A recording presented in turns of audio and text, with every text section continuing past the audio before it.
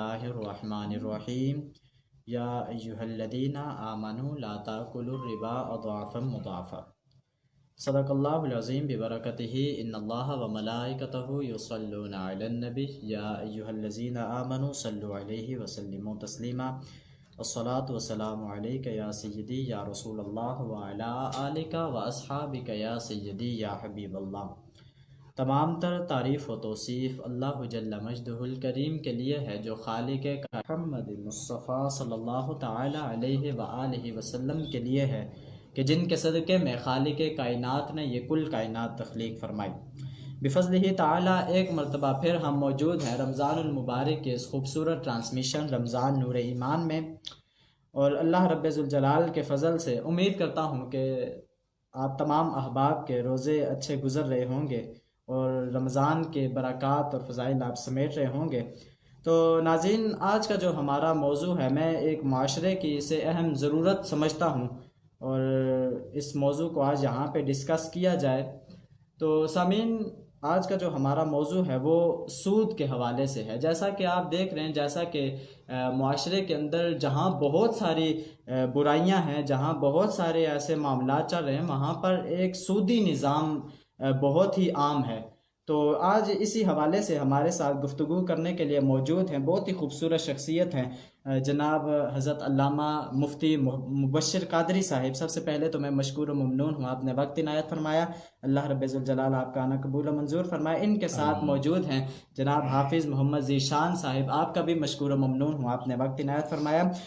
چونکہ حافظ صاحب، اس پروگرام کی روایت ہے کہ اس کی ابتدا تلاوت کلام ربانی سے کی جاتی ہے، ساتھ ہی حضور علیہ الصلوۃ والسلام کی بارگاہ میں مدح سرائی کی جاتی ہے۔ تو آج کی اس خوبصورت ٹرانسمیشن کی ابتدا آپ فرما دیجئے۔ اعوذ باللہ من الشیطان الرجیم، بسم اللہ الرحمن الرحیم،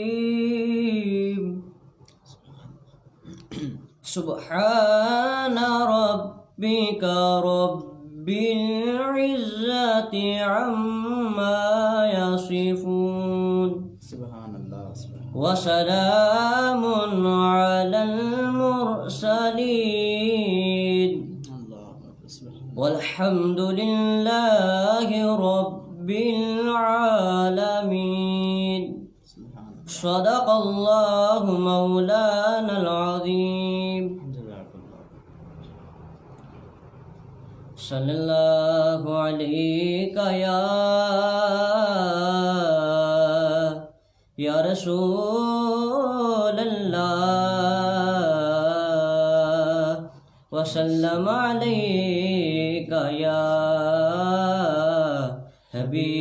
حبیب اللہ، بلا لو پھر مجھے شاہ بحر و بر مدینے میں، بلا لو پھر مجھے شاہ بحر و بر مدینے میں پھر روتا ہوا آؤں تیرے در پر، مدینے میں پھر روتا ہوا آؤں تیرے در پر، مدینے میں، مدینے جانے والو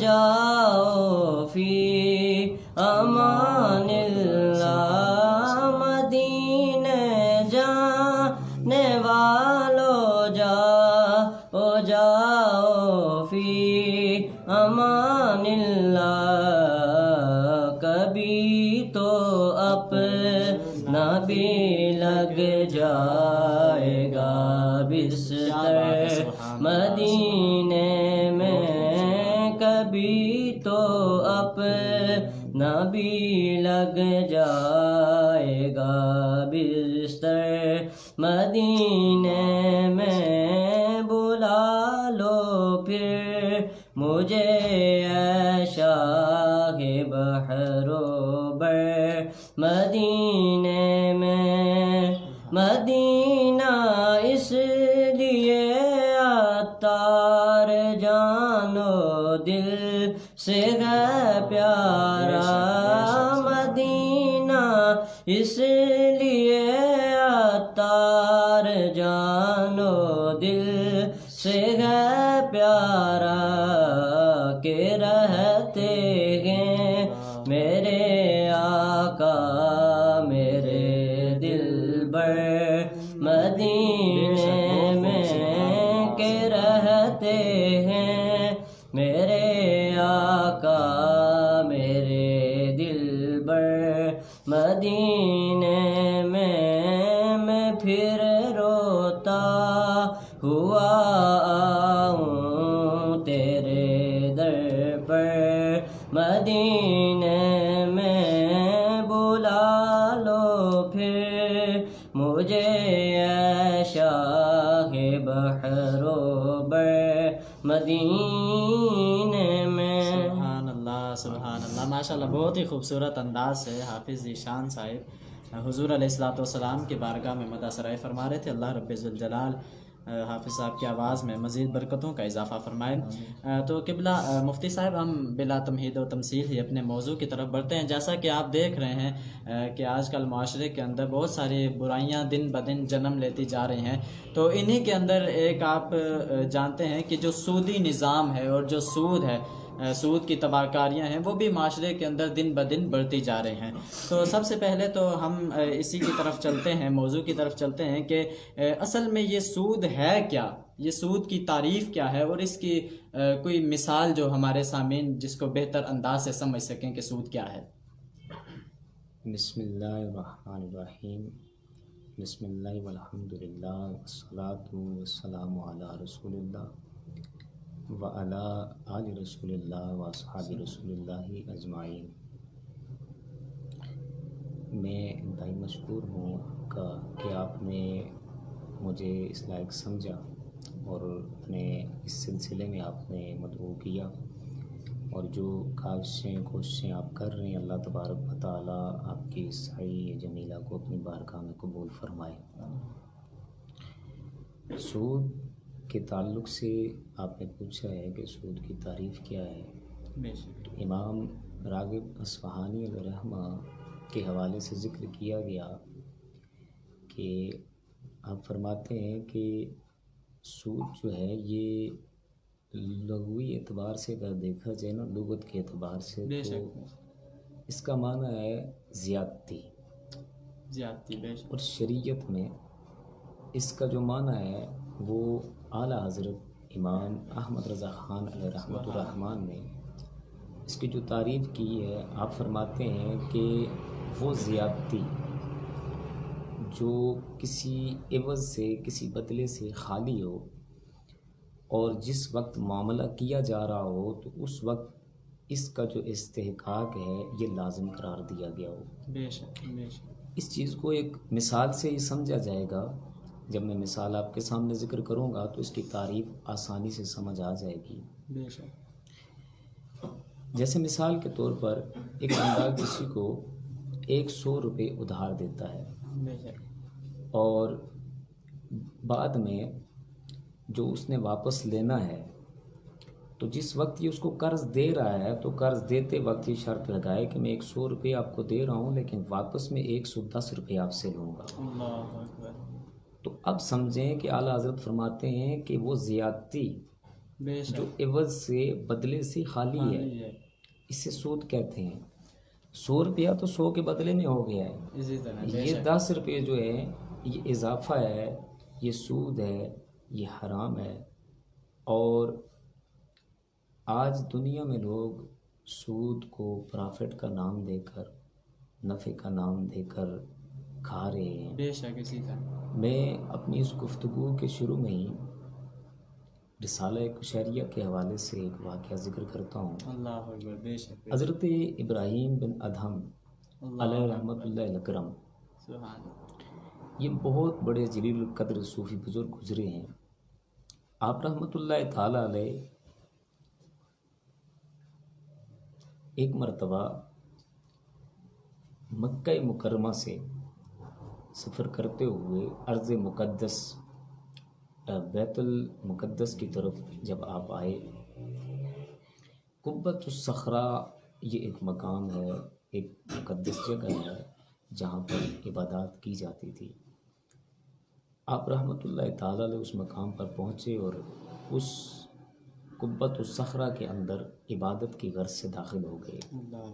وہاں کا دستور یہ تھا کہ جتنے بھی عبادت کرنے والے ہوتے ان کو نماز عصر سے پہلے ہی وہاں سے باہر نکال دیا جاتا۔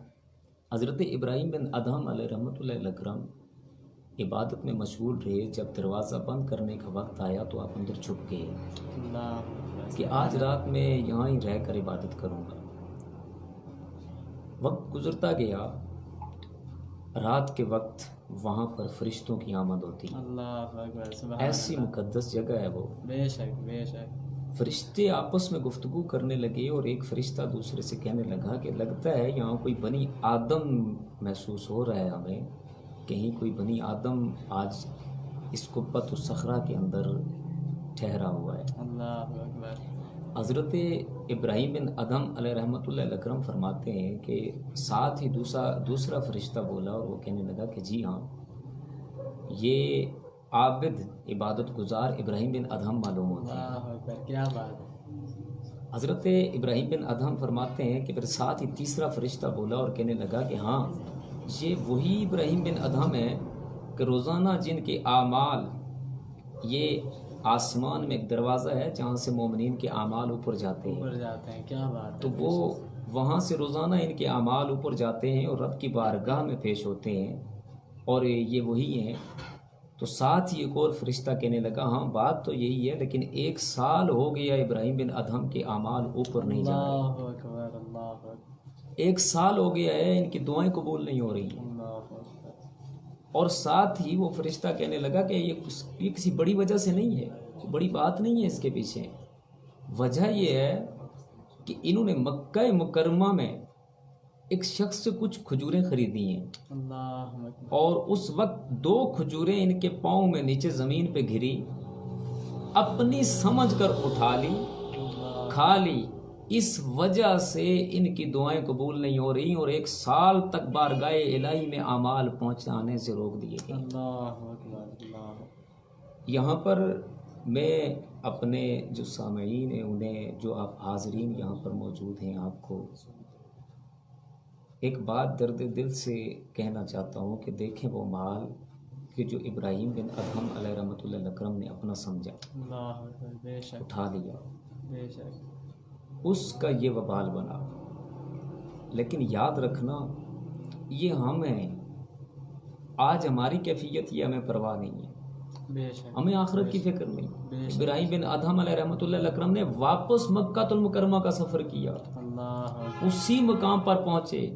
جب آپ پہنچے تو دیکھا ایک نوجوان کھڑا ہے، کہا اس مقام پہ کھجوریں بیچنے والے تو بزرگ تھے، کہنے لگا وہ تو انتقال کر چکے ہیں۔ اللہ، حضرت ابراہیم بن ادہم نے پورا واقعہ بتایا، میرے ساتھ یہ معاملہ ہوا ہے، میں نے یہ کھجوریں اس طرح لی ہیں، اپنی سمجھ کر مجھے معاف کر دیں۔ نوجوان کہنے لگا میں نے آپ کو معاف کیا، اپنا حصہ تو معاف کرتا ہوں، میری والدہ بھی ہے اور بہن بھی ہے، ان کا حصہ تو وہی معاف کریں گے۔ حضرت ابراہیم بن ادہم کا تقویٰ دیکھیے، اس سے گھر معلوم کرتے ہیں، گھر کے دروازے پہ جا کے دستک دیتے ہیں۔ آج سوالی مال لینے نہیں آیا ہے، آج سوالی بھیک لینے نہیں آیا ہے، آج سوالی در پہ آیا ہے کہ مہربانی کیجئے مجھے آخرت کے عذاب سے بچا لیجئے، رب کی ہاں پکڑ سے بچا لیجئے، رب کی ناراضی سے مجھے بچا لیجئے۔ حضرت ابراہیم بن ادہم دروازہ بجا رہے ہیں، اندر سے ایک بوڑھی عورت باہر آتی ہے، سارا ماجرا ذکر کیا، اس بوڑھی عورت نے اپنی بیٹی کو بھی بتایا، دونوں نے معاف کیا۔ ابراہیم بن ادہم واپس لوٹے، اسی مقام پہ آئے، مختصراً ذکر کرتا ہوں، پھر چھپ گئے، رات کا وقت آیا، فرشتے پھر آ جاتے ہیں، وہی گفتگو ہوتی ہے، فرشتے کہتے ہیں یہ وہ ابراہیم بن ادہم ہیں، 1 سال تک ان کے اعمال کو موقوف کر دیا گیا تھا، دعائیں قبول نہ ہوتی تھی، اب ان کے اعمال اوپر جانا شروع ہو گئے ہیں، اب ان کو دوبارہ رب نے ان کا مرتبہ عطا کر دیا۔ حضرت ابراہیم بن ادہم علیہ رحمۃ اللہ اکرم کی پھر کیفیت کیا تھی؟ آپ رحمۃ اللہ تعالی علیہ رونے لگے. اس کے بعد پے در پہ روزہ رکھتے. اس بات کو ذکر کیا گیا 7ویں دن جا کر رزق حلال سے افطاری کیا کرتے. ایک طرف ہمارے یہ اسلاف ہیں, ایک طرف یہ بزرگان دین ہیں, مگر آج کی جو کیفیت ہے, آج کے جو حالات ہیں میرے بھائیوں, اس کو میرے حضور علیہ الصلوۃ والسلام نے 14 صدیاں پہلے ذکر کیا. بخاری کی روایت ہے, میرے حضور علیہ الصلوۃ والسلام نے فرمایا سیاتی علی الناس زمان, اور یہ الفاظ بھی ذکر ہیں لیاتین علی الناس زمان, لوگوں کے اوپر ضرور ایک زمانہ آئے گا. تاکید کے ساتھ میرے حضور علیہ الصلوۃ والسلام نے ارشاد فرمایا کہ ضرور لوگوں کے اوپر ایک زمانہ آئے گا کہ اس وقت لا یبال المرء, بندہ کوئی پرواہ نہیں کرے گا, بما اخذ المال, کیسے مال حاصل کیا, کہاں سے حاصل کیا, کس چیز کے بدلے میں حاصل کیا ہے, امن الحلال ام من الحرام, کیا حلال طریقے سے لیا ہے یا حرام طریقے سے. وہ لوگ جو اس بات کی پرواہ نہیں کرتے. امام غزالی علیہ رحمہ نے اس روایت کو نقل کیا ہے احیاء العلوم میں. آپ فرماتے ہیں کہ جو بندہ حلال اور حرام کی پرواہ کیے بغیر مال کما رہا ہوتا ہے, اس بات کی کوئی پرواہ نہیں کرتا کہ مال حلال ہے یا حرام ہے, کہاں سے ملے گا, کہاں سے مل رہا ہے, پھر اللہ بھی اس بات کی کوئی پرواہ نہیں کرتا اور کوئی پرواہ نہ کرے گا کہ وہ جہنم کے کس دروازے سے داخل کیا جائے. ماشاءاللہ. تو اللہ تبارک و تعالی ہم سب کو سود کی اس لعنت سے محفوظ فرمائے. بالخصوص یہاں سود کے حوالے سے جو ڈسکس کیا جا رہا ہے, اس کو تمام سامعین توجہ سے سنیں. اللہ تبارک و تعالی ہمیں اس لعنت سے محفوظ فرمائے. ماشاءاللہ بڑے ہی خوبصورت انداز سے قبلہ مفتی صاحب بیان فرما رہے تھے کہ سب سے پہلے تو سود کی تعریف کے حوالے سے, پھر بڑی خوبصورت مثال سے اور بڑا ہی خوبصورت حکایت سے آپ نے ہمارے سامعین کو سود کی بتایا, تعریف اس کی آپ نے وضاحت بیان فرمائی. تو بہت ہی خوبصورت آپ نے یہ نقطہ اٹھایا حضرت ابراہیم بن ادم رحمہ اللہ تعالیٰ علیہ کا, کہ انہوں نے تو 2 کھجوریں وہ جو ان کے علم میں نہیں, اپنی سمجھ, کیا بات ہے, اپنی سمجھ, کیا اور سود تو وہ سراتن پتہ حرام ہے, بے شک, پھر بھی کھا رہے ہیں. اور یہی میں بتا رہا ہوں کہ وہ دیکھیں اپنی سمجھ کے انہوں نے اٹھا لی, لیکن آج ہم دیکھیں پتہ بھی ہوتا ہے کہ یہ ہمارا نہیں ہے, لیکن پھر بھی ہم اسے اپنے استعمال میں لائی جا رہے ہیں, اور کتنے ہی نہ جانو آپ دیکھیں اس طرح نظام چلتا جا رہا ہے. ماشاءاللہ بڑی خوبصورت آپ گفتگو فرما رہے تھے. تو قبلہ مفتی صاحب یہ تو مثال آپ نے بیان فرما دی. تو اسی طرح قرآن پاک میں بھی ذکر ہوا سود کے حوالے سے, اور مفسرین کرام نے بھی اپنی آراء پیش کی, اور سود کے متعلق انہوں نے بھی بہت ساری وضاحتیں بیان کی. تو قرآن کریم کے حوالے سے سود کے بارے میں کیا کچھ ہمیں وضاحت ملتی ہے؟ چونکہ وقت مختصر ہوتا ہے سلسلے کا, تو میں انشاءاللہ قرآن اور احادیث کی روشنی میں دونوں کو لے کر ایک ساتھ چلتا ہوں. سب سے پہلی بات ہے کہ سود کا جس طرح قرآن پاک میں اس کی مذمت بیان کی گئی ہے, میرے بھائیوں توجہ سے سنیں. پہلی بات یہ ہے کہ اللہ تبارک و تعالی نے جو یہ سود ہے نا, اس کو جو حرام کیا ہے, تو ایک طرف لوگ سود کھاتے ہیں, سود لیتے ہیں, اور دوسری طرف وہ لوگ ہیں کہ جو صدقات دینے والے ہیں, خیرات کرنے والے ہیں, مال حلال کمانے والے اور کھانے والے ہیں. بے شک, بے شک. سب سے پہلی بات یہاں پر میں یہ ذکر کروں گا کہ قیامت کے دن یہ سود خور جو لوگ ہوں گے, ان کے بارے میں فرمایا ہے کہ الذین یأکلون الربا لا یقومون الا کما یقوم الذی یتخبطہ الشیطان من المس. قیامت کے دن سود خور جو ہے یہ مجنوں کی طرح, پاگل کی طرح ہو جائیں گے. ان کی کیفیت یہ ہوگی, ایک بات. دوسری بات یہ ہے جو بندہ سود سے مال حاصل کرتا ہے, سودی کاروبار سے, سودی معاملات سے, وہ یہ مت سمجھے میرا مال بڑھ رہا ہے. اللہ فرماتا ہے یمحق اللہ الربا ویربی الصدقات, اللہ سود کو مٹاتا ہے, صدقات جو دیے جاتے ہیں, جو مال پاک اور حلال ہوتا ہے اس مال کو بڑھایا جاتا ہے. تو آپ دیکھیں ایک طرف رب ذوالجلال فرماتا ہے سود والا مال یہ دن بدن خسارے والا ہے, دن بدن کمی کی طرف جا رہا ہے. دوسری طرف ہماری کیفیت یہ ہے کہ ہم یہ سمجھتے ہیں کہ جو مال سود والا ہے اس میں نفع ہے. اسی طرح بالکل. تیسری بات یہ ہے کہ یہ جو لوگ سود خوری کرنے والے ہیں, وہ یہ ہے کہ یہ لوگ وہ ہیں کہ بزرگ فرماتے ہیں حضرت جلال الدین خوارزمی رحمۃ اللہ تعالی علیہ کہ یہ سود خوری بندے کو کفر تک لے جاتی ہے. اللہ اکبر. یہ قرآن کی روشنی میں فرمایا ومن عاد فاولئک اصحاب النار. جو یہ سود بار بار یہ عمل کر رہے ہیں پتہ ہونے کے باوجود بھی، تو یہ لوگ اہل جہنم ہیں. اور پھر فرماتے ہیں یہ کفر، یہ گناہ بندے کو کفر تک لے گیا، اور یہ کفر وہ ہے کہ اس کا انجام یہ ہوگا اولئک اصحاب النار هم فیہا خالدون. اللہ اکبر. یہ ہمیشہ کے لیے جہنم میں رہیں گے. میرے بھائیو، یہ سود خوری یہ وہ چیز ہے جو بندے کا ایمان برباد کرے گی. ایمان کی بربادی کے بعد ہمیشہ ہمیشہ کے لیے جہنم کی آگ میں جلنا پڑے گا. اور سب سے بڑی بات سود خوری سے منع کرنے کے بعد یہ فرمایا گیا، فرمایا کہ اگر تم سود سے باز نہیں آتے فَإِن لَّمْ تَفْعَلُوا فَأْذَنُوا بِحَرْبٍ مِّنَ اللَّهِ وَرَسُولِهِ. تو اللہ اور اس کے رسول سے جنگ کے لیے تیار ہو جاؤ. بزرگوں نے فرمایا کس میں دم ہے جو بھائی اللہ سے جنگ کر سکتا؟ نہیں کر سکتا، نہیں کر سکتا.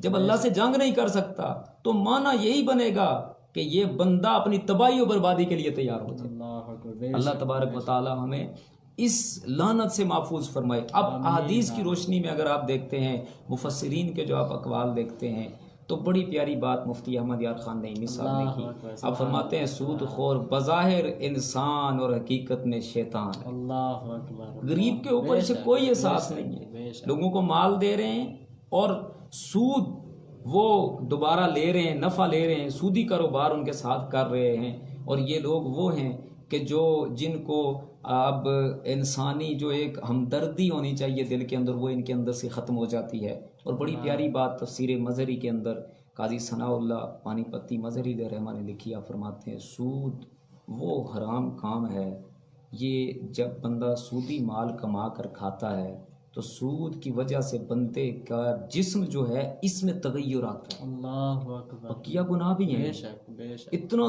جلدی اتنا زیادہ تغیر بدن میں نہیں آتا. سود حرام خوری اور حرام کے ذریعے لقمہ حرام بدن کا جز بن جاتا ہے. جب جز بنتا ہے تو پھر بندے کے اندر وہ تغیر آتا ہے کہ روح البیان میں لکھا جب قیامت کا دن ہوگا لوگ قبروں سے نکلیں گے، دوڑ رہے ہوں گے میدان محشر کی طرف. سود خور اٹھیں گے. زیادتی ہے نا سود کا معنی، زیادتی کی وجہ سے پیٹ پھول جائے گا، جسم پھولا ہوا ہوگا، اٹھ کے بھاگنے لگیں گے، منہ کے بل گریں گے، کروٹوں کے بل گریں گے، ذلیل و رسوا ہو جائیں گے. اور پھر حدیث مبارکہ میں نبی کریم رؤوف رحیم صلی اللہ تعالیٰ علیہ وآلہ وسلم نے کیا فرمایا؟ شب معراج میں نے ایک شخص کو دیکھا کہ وہ خون کے دریا میں کھڑا ہے، خون کے دریا میں کھڑا ہے، اور وہ دریا سے جب نکلنے کی کوشش کرتا ہے، دریا کے کنارے ایک شخص کھڑا ہے کہ جس کے ہاتھ سامنے پتھر ہیں وہ اسے مار رہا ہے واپس دریا کے اندر. مجھے بتائیں ہمارے پاس خون پڑا ہوا وہ تو ہم تھوڑی دیر اس میں نہیں رک سکتے، وہاں پر اس جگہ ٹھہر نہیں سکتے ہیں، خون کے دریا میں ٹھہرنا یہ کون برداشت کر سکے گا؟ اور پھر حضور علیہ السلام نے فرمایا ہے کہ یہ جو سود ہے، سود خوری ہے، کے بارے میں بڑی بھیانک روایت ہے، بڑی بھیانک روایت ہے. فرمایا سود کے 70 گناہ، بعض روایات میں 70 دروازے ہیں، 70 باب ہیں. سب سے ادنا درجہ یہ ہے کہ بندہ اپنی ماں سے بدکاری کرے. بعض روایات میں 70 مرتبہ کا ذکر ہے اپنی ماں سے بدکاری کرے. کیا کوئی اس بات کو گوارا کر سکتا ہے؟ تو سود خوری گویا کہ بندہ اپنی ماں کے ساتھ حرام فعل کر رہا ہے. اللہ تبارک و تعالی ہمیں اس سے بچنے کی توفیق نصیب فرمائے.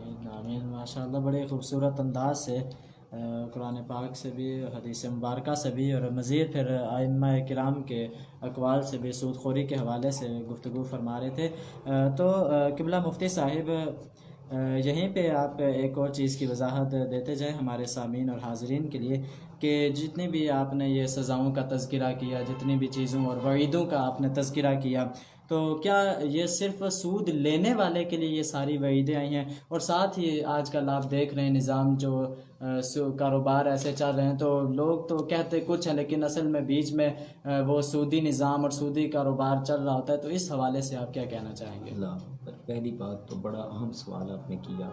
لوگ شاید یہ سمجھتے ہیں کہ صرف سود لینے والے کے لیے یہ وعیدیں ہیں. نہیں میرے بھائی، حدیث مبارکہ ہے، اس کا خلاصہ میں آپ کے سامنے ذکر کرتا ہوں. سود لینے والے، دینے والے، اللہ، یعنی جو کھا رہا ہے جو کھلا رہا ہے، جو بندہ لکھ رہا ہے سود کو، جو گواہ بن رہا ہے، ان سب کے بارے میں حدیث مبارکہ میں فرمایا سارے گناہ میں برابر شریک ہیں، سب پر لعنت کی گئی ہے۔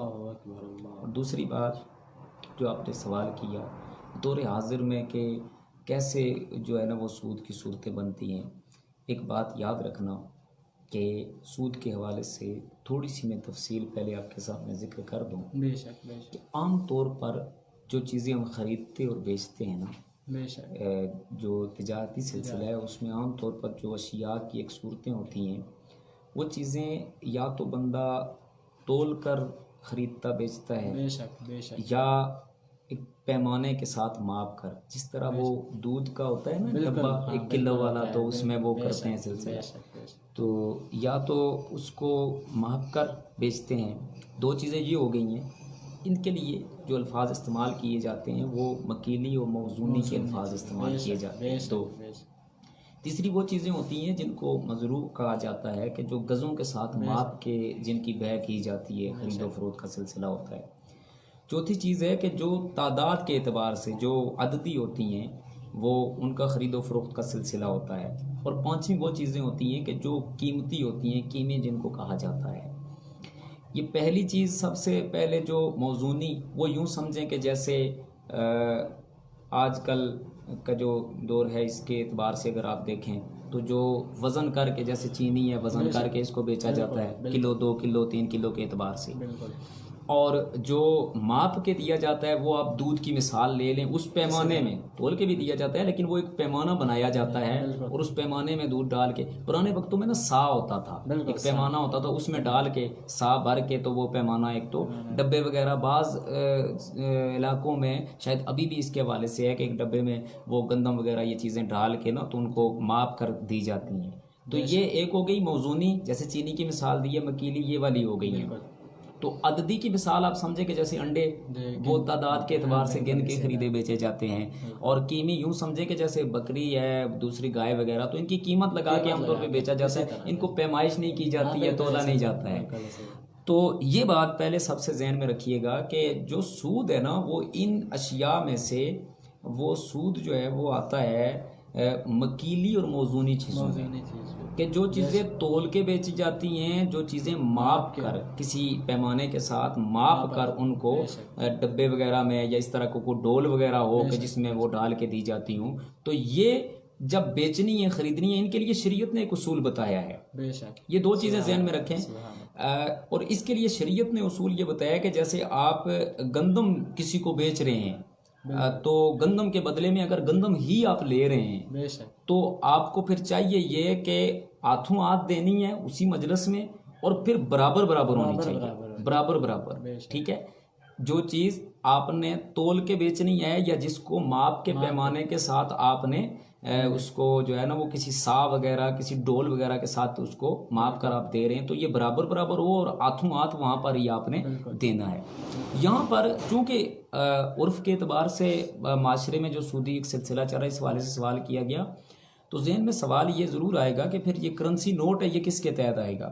تو یہ بات ذہن میں رکھنا کہ کرنسی نوٹ جو ہے یہ سونے چاندی کے تحت ہے، اور آپ کو پتہ ہے کہ سونے چاندی کا جو سلسلہ تھا یہ ماشا 2 ماشے، تولا 2 تولے، تو یہ تولنے کے اعتبار سے ہی ہوتا تھا، تو یہ سونے چاندی کے تحت ہے۔ بالکل۔ اب خلاصتاً یہ ذکر کروں کہ جب بھی آپ نے سونا سونے کے بدلے میں بیچنا ہے، یا اسی طرح جو کرنسی نوٹ ہیں کسی سے لیے ہیں واپس اس کو دینے ہیں، کسی کو گندم کسی سے لین دین اس کا کرنا ہے، کسی کے ساتھ آپ نے جو ہے نا وہ اس طرح کی چیزیں جو مکیلی موزونی جو ذکر کیا ہے، تو ان کو برابر برابر اور ہاتھوں ہاتھ آپ نے دینا ہے، ہاتھوں ہاتھ اپنے دینا ہے۔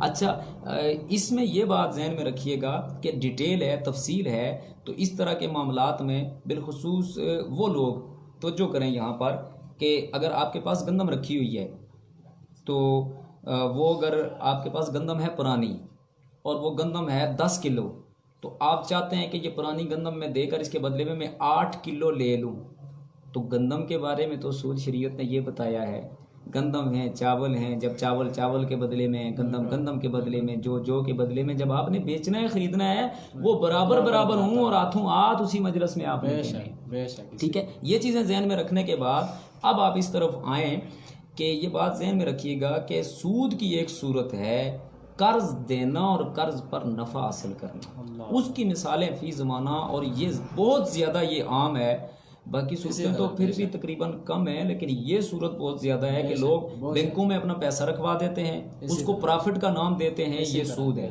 بینک میں پیسے رکھ کر اس پہ جو نفع ملتا ہے آپ کی اماؤنٹ اسی طرح ہے، اصل میں کمانا بندے نے تھا۔ بالکل تو دیکھیں جب پیسہ رکھا، پیسہ کما رہا ہے، پیسہ کما رہا ہے، پیسہ کاسب تو نہیں ہے، اس کی کاسب والی حیثیت کیوں بنائی ہے آپ نے؟ یہ محنت تو بندے نے کرنی تھی، یہ مزدوری تو بندے نے کرنی تھی، یہ کوشش تو بندے نے کرنی تھی، مال تو اس نے کمانا تھا۔ اسی طرح جو فی زمانہ انشورنس کی بعض صورتیں یا بیمہ پالیسی کی صورتیں ہوتی ہیں، اور ایک صورت جو بعض علاقوں میں بھی یقین کریں افسوس ہوتا ہے کہ یہ دیکھنے سننے کو آئی ہے، وہ یہ کہ لوگ قرض دیتے ہیں لوگوں کو، 10,000 جی آپ کو میں دے رہا ہوں، 3 ماہ بعد مجھے آپ نے 11,000 واپس کرنا ہے۔ تو یاد رکھیے گا کلو قرض جر منفعتا فہو ربا، اور وہ قرض جو دیا اور وہ نفع کھینچے، یہ قرض وہ چیز ہے جو نفع کھینچنے والا ہے، یہ جو نفع آپ کو ملا اس کے بارے میں فرمایا یہ نفع سود ہے، اور یہ مال آپ سودی مال حاصل کر رہے ہیں۔ تو اس لیے میرے وہ بھائی جو بینکوں میں پیسہ رکھ کر وہاں سے پرافٹ لے رہے ہوں، لوگوں کو دے کر پرافٹ لے رہے ہوں، یا اس طرح کے جو بعض صورتیں میں نے ذکر کی ہیں، دیکھیں ڈیٹیل ہے، تفصیل ہے، تو ہر ایک مسلمان کو، عاقل بالغ کو یہ چاہیے کہ وہ سود کے متعلقہ احکام کو سیکھے اور اس لعنت سے اپنے آپ کو بچائے۔ ماشاء اللہ، بہت ہی خوبصورت انداز سے گفتگو فرما رہے تھے اس حوالے سے کہ سودی کاروبار کے حوالے سے بھی، اور پھر اس کے علاوہ سود لینے والے کے لوگ سمجھتے ہیں جی ہم صرف لینے والا ہی اس میں، جبکہ آپ نے اس چیز کو وضاحت کی کہ بھئی صرف لینے والا ہی نہیں سزا کا مستحق، بلکہ دینے والا بھی ہے، لکھنے والا بھی ہے، اس کو طے کر سارا کچھ، یہ سارے بھی جس طرح لینے والے کے سر گناہ اس طرح سارے اس گناہ کے اندر شامل ہیں۔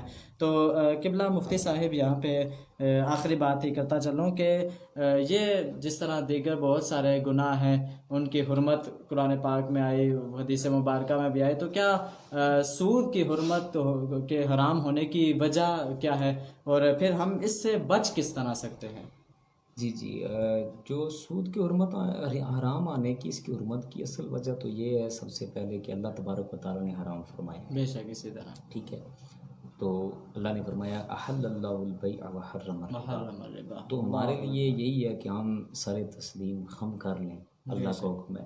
اب اس کی حکمتیں کیا ہیں؟ حکمتوں کے پیش نظر یہ بات ذہن میں رکھیں کہ ہمارے اسلاف نے اس بات کو ذکر کیا کہ جو بندہ سودی کاروبار کرتا ہے، مال دے کر اس پہ نفع لے رہا ہے، تو مال دے کر اس پر جو نفع لے رہا ہے بغیر کسی عوض کے، بغیر محنت مزدوری کے، گھر میں پڑا ہوا ہے، بینکوں سے نفع پرافٹ اس کو مل رہا ہے، تو یہ ناانصافی ہے۔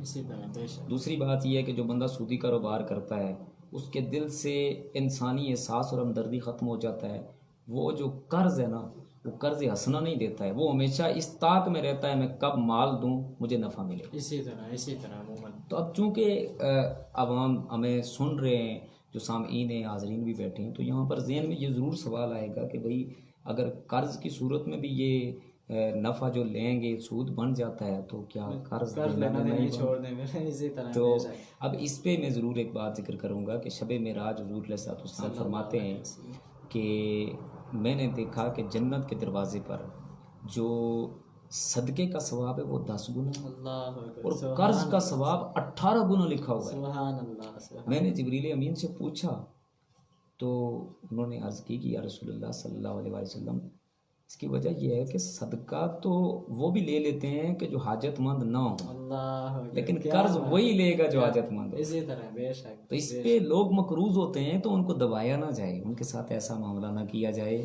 ہمارے اسلاف کا اس پہ انداز کیا تھا، میں یہ بات آپ کے سامنے ذکر کروں سیدنا امام اعظم ابو حنیفہ رحمۃ اللہ تعالیٰ علیہ کے حوالے سے۔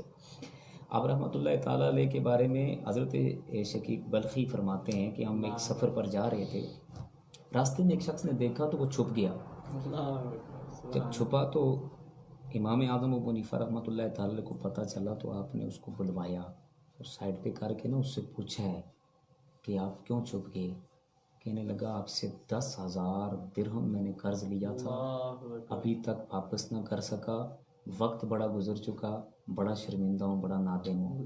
آپ نے فرمایا اچھا اس وجہ سے آپ کے دل میں خوف پیدا ہوا ہے، اس وجہ سے؟ تو حضور علیہ السلام کی امت پہ وہ کتنے مہربان ہیں، کتنے شفیق ہیں۔ آپ نے فرمایا جا، میں نے تیرا سارا قرض معاف کر دیا۔ اگلی بات جو آپ نے کی ہے، آپ نے فرمایا ہاں جو تیرے دل میں میری وجہ سے خوف پیدا ہوا نا، مجھے معاف کر دینا۔ اور ہمارے اسلام کا سود سے بچنے کا کیا انداز!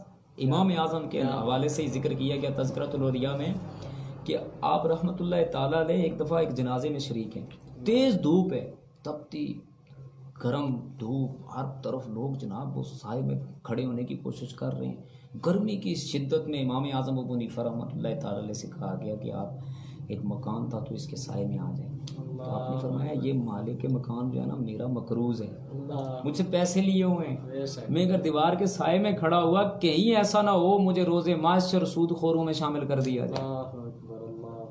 میں آخر میں یہاں پر یہ بس ایک پیغام دینا چاہتا ہوں اپنے سامعین کو، حاضرین کو بھی، جو اعلیٰ حضرت رحمۃ اللہ تعالیٰ نے لکھا ہے۔ آپ فرماتے ہیں کہ ایک طرف تجھے سود کے ذریعے نفع ملنا ہے اور دوسری طرف 70 بار نعوذ باللہ من ذالک اپنی ماں سے بدکاری کرنا ہے۔ اے سود خوری میں مبتلا لوگوں، آپ کے لیے میں دردمندانہ یہ اپیل رکھتا ہوں کہ خدا را دنیا اور آخرت میں اگر کامیابی چاہتے ہو تو سود کے اس کاروبار کو چھوڑ دیں، اس سلسلے کو۔ اللہ تبارک و تعالیٰ کی رضا کے لیے اس چیز کو چھوڑیں اور رزق حلال میں خوشاں ہو جائیں۔ اللہ تبارک و تعالیٰ اس میں وسیع برکت نصیب فرمائے۔ ماشاء اللہ، بہت ہی خوبصورت انداز سے آج کے اس موضوع پہ گفتگو فرما رہے تھے ہمارے ساتھ جناب مفتی مبشر احمد قادری صاحب۔ میں ایک مرتبہ پھر آپ کا مشکور و ممنون ہوں، آپ نے انتہائی اہم موضوع کے لیے ہمیں وقت عنایت فرمایا۔ اللہ رب ذوالجلال آپ کا آنا قبول و منظور فرمائے۔ میں آپ کا بھی مشکور و ممنون ہوں حافظ ذیشان صاحب، آپ نے بھی وقت عنایت فرمایا۔ اللہ رب ذوالجلال آپ کا آنا بھی قبول و منظور فرمائے۔ تو سامعین کرام، دیکھا آپ نے کس طرح مفتی صاحب نے سود کے حوالے سے سود کی تباہ کاریوں کو ہمارے سامنے رکھا، اور معاشرے کے اندر جتنی بھی برائیاں تھیں آپ نے ان تمام کو سامنے رکھ کے پھر ان سے بچنے کا بھی آپ نے ایک حل بتایا کہ ہم ان تمام چیزوں سے بچ کس طرح سکتے ہیں۔ آپ دیکھیے ہمارے اسلاف نے جو طرق اپنائے، انہوں نے جو طریقے اپنائے اور اپنے آپ کو انہوں نے سود جیسے اس لعنت سے اپنے آپ کو انہوں نے محفوظ کیا، تو یہ ہمارے لیے بہت ہی بڑا سبق ہے۔ اللہ رب ذوالجلال ہمیں دیگر گناہوں کے ساتھ ساتھ سود جیسے اس لعنت سے، سود جیسے اس عظیم اور کبیرہ گناہ سے بھی محفوظ رکھے۔ اللہ رب ذوالجلال ہمارے آج کی اس حاضری کو اپنی پاک بارگاہ میں قبول و منظور فرمائے۔ انشاءاللہ تعالی کل نئے موضوع کے ساتھ، نئے مہمان کے ساتھ ایک مرتبہ پھر ملاقات ہوگی، تب تک کے لیے اجازت دیجیے۔ اللہ حافظ۔